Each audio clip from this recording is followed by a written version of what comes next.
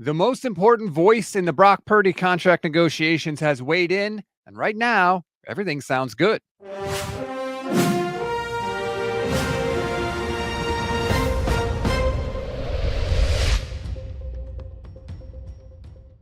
Welcome to your daily 49ers update. I'm Rob Stats Guerrera. The most important voice in the Brock Purdy contract talks has weighed in, and that is the man signing the checks, Jed York. He was at an event promoting Super Bowl 60 and said this about the future of Brock in San Francisco, quote, "I know we want Brock to be here for a long time, and we'll do everything we can to make that work. Brock is just a tremendous human being, and I'm looking forward to a long-term partnership."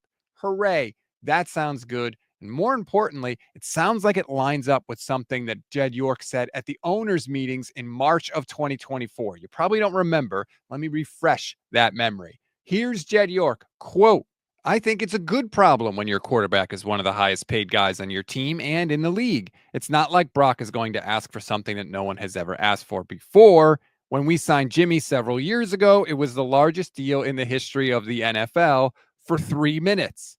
Whether I like it or not, that's not what the market is. Whether I like it or not, that's what the market is. You have to accept the reality of the world. To me, the quarterback is the most important position, not just in football, but in all of sports. Those guys should be paid a lot of money."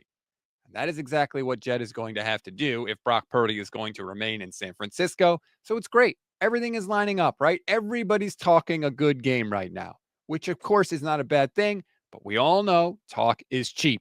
Actions speak louder than words. Talks have already begun, which is awesome. Now end them. Get this thing wrapped up right quick and in a hurry so you can set yourselves up to have the best possible offseason in San Francisco.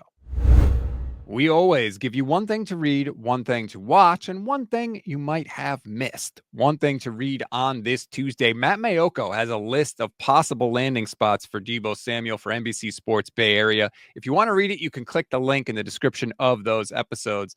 Something tells me he didn't randomly pull those out of thin air, so you may want to take a look. One thing to watch, Shannon, Sharpe, and Ocho Cinco were talking about Deebo Samuel and his future on their podcast, The Nightcap. Here's a clip. The grass isn't always green on the other side. Right. Hopefully he doesn't find that out. But if you go to the wrong place, you will. Looking at two objects on the table, if I pour salt and I pour sugar on the table, you can't tell which one is sweet and which one's not until you taste it. You have to learn the hard way, bro. You have to learn the hard way. We saw Tyreek. He found out that money can't buy half of this caddy Ocho, can it? You on the water, Ocho, got you a nice crib. Right. Oh, yeah. But, hey, when you get your eyes beat out and then you see the way you did things there compared to where you do things, now you understand why they went to the Super Bowl and why you don't. Those two are always entertaining. I highly recommend you go and check that out. Again, the link is in the description of this episode. One thing you may have missed, Deebo Samuel himself was talking about a possible future destination on his Cleats and Convos podcast. He really, really likes the Denver Broncos. I wonder, could that be one of the teams that contacted his agent, Tory Dandy, about a trade? I'm going to go out on a limb and say probably.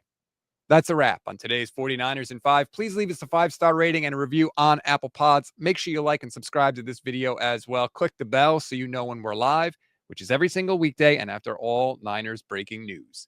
Enjoy your Tuesday, everybody. I'm Rob Stats Guerrera.